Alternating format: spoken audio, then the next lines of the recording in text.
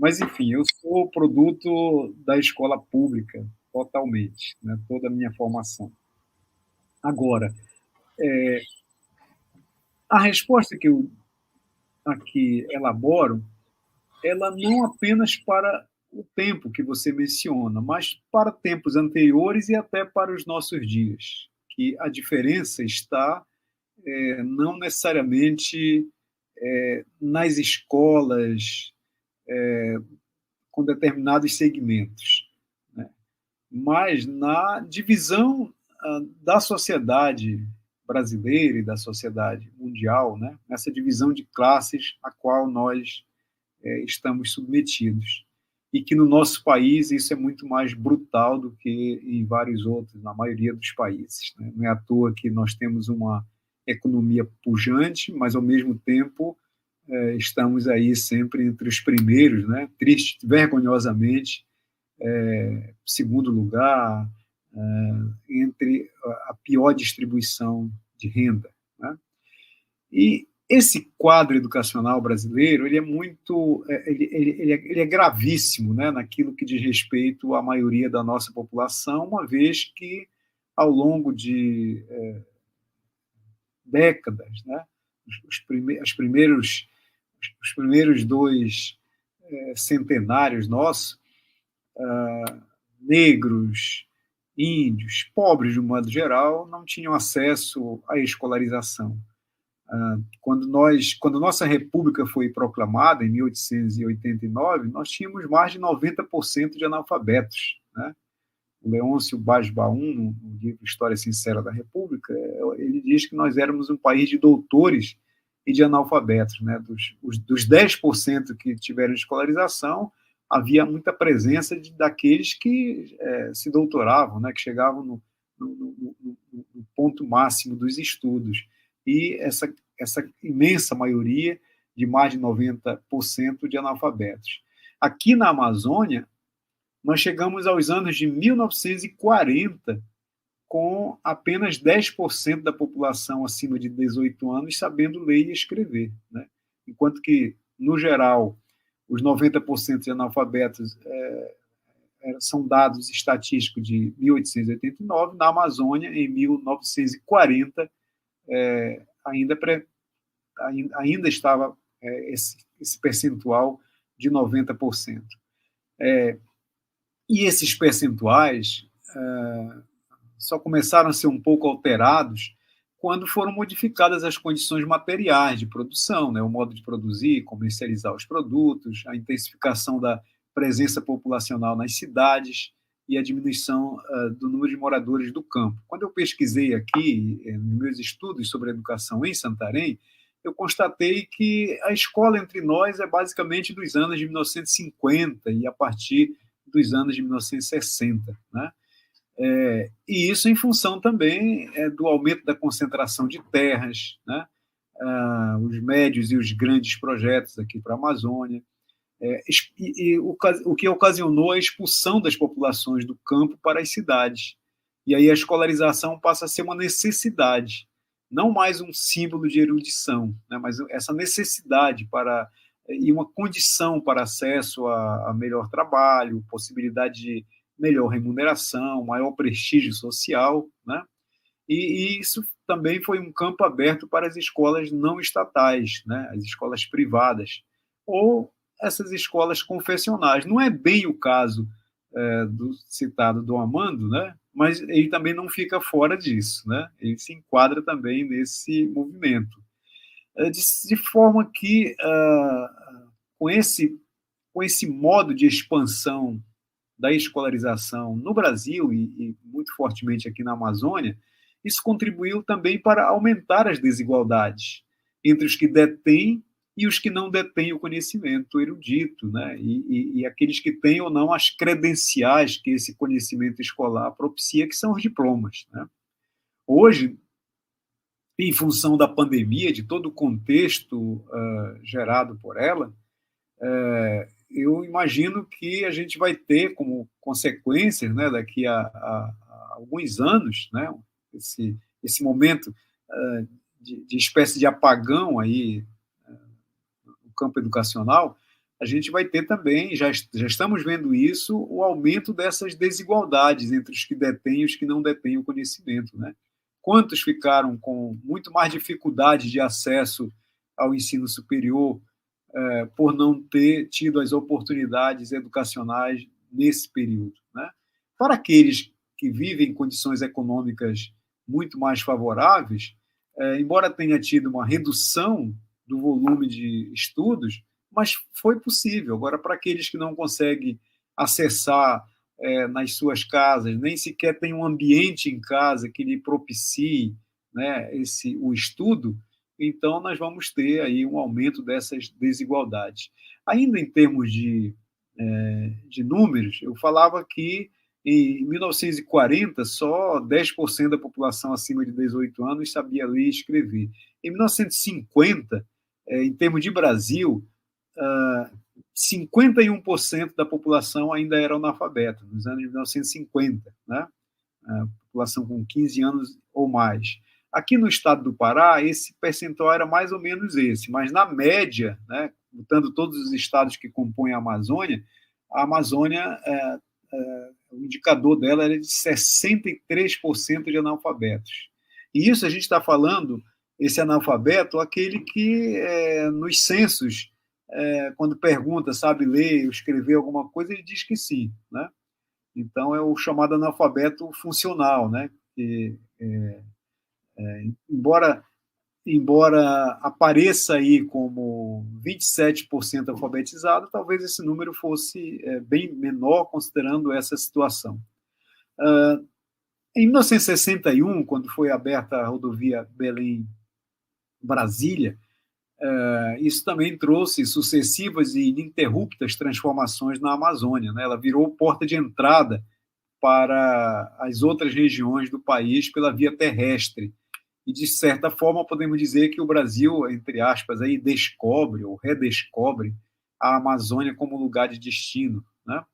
Para os militares, né, que do período logo em seguida, né, para os propósitos militares, os interesses geopolíticos, né, de um Brasil grande, né, liderança ideológica, hegemonia política, poder econômico na América do Sul, na América Latina como um todo, e, sobretudo, para distender as tensões sociais das outras regiões onde já eclodiam os movimentos, tanto urbanos quanto do campo, né, e que ameaçava a chamada segurança nacional, né, e apontavam uma certa tendência para o fortalecimento de uma compreensão, de uma visão política mais à esquerda, né? E aí, então, a Amazônia é vista como um local de oportunidades ou também um refúgio, né? E também um local para ser ocupado, né? Tanto que os slogans dos militares ali naquele período é integrar, né, para não entregar, aquelas coisas absurdas aí de terra, de terra para homens, né, de um local que supostamente não tivesse a presença humana. E aí nós vamos acompanhar um movimento muito intenso de expansão populacional. Em 1960, havia na Amazônia, ou nessa região norte, que engloba também praticamente a boa parte da Amazônia, ou até ultrapassa um pouco a Amazônia, o norte, em 1960, 2 milhões e 500 mil habitantes. Em 70, já 3 milhões e 600. Em 80, pulando aqui de década, 5 milhões. Em 1990, 10 milhões. Chegamos em 2000 com 12 milhões. 2010, com 15 milhões. Né? Hoje somos cerca de 29 milhões de habitantes aqui na Amazônia, dos 213 milhões do país. Mas o importante aí é ressaltar que em apenas 50 anos, a população foi multiplicada mais de 5 vezes. Porém, as infraestruturas sociais não acompanharam essa velocidade, né? Foi um completo descompasso, né? E isso traduzido em intensificação de aglomerados urbanos, sem serviço de saúde, água, esgoto, sem transporte coletivo e fundamentalmente sem escolas, né? Além de outros serviços públicos essenciais. Portanto, nós tivemos um inchaço urbano doentio, né, que não dá para a gente chamar de urbanização amazônica. E isso está associado com a deteriorização da escola pública, né? Porque, em termos gerais, tanto em outros países como no Brasil, a partir dos movimentos da Revolução, especialmente da Revolução Francesa, quando a educação passa a fazer parte da agenda política e a criação dos sistemas nacionais de educação, a escola pública ela nasce no contexto da modernidade, ela nasce no contexto, inclusive, do modo de produção capitalista, na visão da burguesia revolucionária. A escola de oferta pública ela aparece como um ideário, né? A escola universal, gratuita, laica e de qualidade. E alguma coisa se fez nessa direção em termos de escola pública, mas quando a escola pública era apenas para uma parte pequena da sociedade, né? Então, a escola pública não é efetivamente pública no sentido de atender a população de um modo geral. Mas nós tivemos uma escola pública e ainda tem, né, uma escola pública de altíssima qualidade e prédios escolares públicos também suntuosos, né? Mas aqui na Amazônia nós tivemos um descompasso muito grande, né? Se a gente recua no tempo da nossa história educacional, enquanto no período dos 210 anos em que os jesuítas, praticamente só eles estiveram à frente da educação, enquanto em alguns locais eles construíram colégios, desenvolveram também sistemas educacionais robustos, aqui na Amazônia quase que nada. Alguma pouca presença em Belém e no mais, uma ausência absoluta em termos de Amazônia, né? Não tem nem vestígios de que tenha havido alguma escola deles. Você fala numa escola de base confessional, que é o do Amando, já bem próximo de nós, né? Mas antes disso, praticamente nada, né?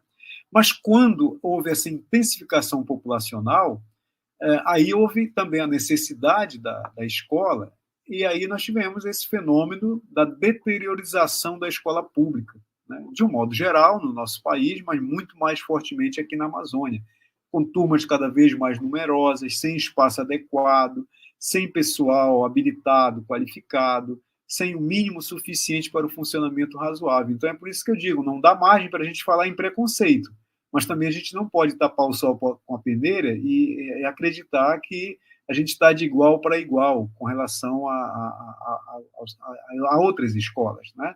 Por conta desse crescimento desordenado na rede de ensino. Escolas periféricas para onde se dirigiram os filhos da maioria da população pobre, e inclusive isso como estratégia para conter a busca por escolas por essas pessoas nas regiões centrais, que ficaram então reservadas para aquela classe média, né? Um estudo realizado pelo Sud Minuti, aí em São Paulo, ele usou a expressão de que as escolas das periferias conseguiam colocar cada um no seu lugar, né? Quer dizer, a classe média no seu lugar, os mais ricos, né, naquelas também que tinham um padrão de qualidade diferenciado, e, no geral, as escolas das periferias, lugar dos pobres, né? Então, como eu disse, na Amazônia isso foi ainda mais acentuado, e o poder público, à margem disso, né, ou então se valendo de também recursos espúrios, né, onde espaços inadequados, com professores também sem preparo, contratados temporariamente, excluídos dos poucos benefícios que gozavam aqueles que já eram efetivos das redes públicas, essas escolas não regularizadas, posteriormente os conselhos estaduais de educação deram um jeitinho para autorizá-las, né? E essa foi uma situação que perdurou quase que como regra até recentemente, né? Em 1995, havia ainda no estado do Pará cerca de 15 mil professores temporários. E olhe que a Constituição Federal de 88 já havia estabelecido o concurso público como requisito para o ingresso no serviço público, né? Então, essas escolas públicas, pobres para pobres, elas também, de certa forma, foram acompanhadas pela expansão da rede privada, com escolas privadas também de baixa qualidade. O Dom Amando, que você cita aqui em Santarém, e também várias outras escolas confessionais pela Amazônia e no Brasil, são exceções, né? E a exceção também são aqueles pobres que chegam nessas escolas. Assim como, e a gente não pode olhar para isso como sendo uma coisa, né, não pode romantizar isso, a gente tem que olhar isso na perspectiva mesmo de uma análise objetiva, assim como não se pode romantizar aquelas reportagens que mostram os meninos aqui tendo que subir em árvores para captar sinais de internet para estudar. Olha, bacana, isso aí é esforçado. Não, a gente tem que pensar que tem que haver políticas públicas que possibilitem a que todos tenham acesso a esses meios educacionais, né? Então, assim, só para fechar essa resposta, essa questão, dizer que essa histórica desigualdade social brasileira ela tem uma articulação muito intensa com o que aconteceu na escola pública, que representa um mecanismo perverso de aprofundamento das desigualdades, né, ao se tornar escola do pobre, né, o sinônimo de escola pública como escola do pobre, como escola sem qualidade. E isso alimenta o discurso de privatização, alimenta o discurso de sucateamento, né, inclusive do próprio pobre querer buscar. É evidente que não é uma coisa ruim de querer as melhorias para os filhos, deslocando eles para as escolas privadas, enquanto o movimento tem que ser no sentido inverso, né, de lutar por uma escola pública laica, gratuita, obrigatória e de qualidade, né? E principalmente no momento em que nós estamos com a imposição da política neoliberal e por esse projeto social deletério que a gente está vendo aí.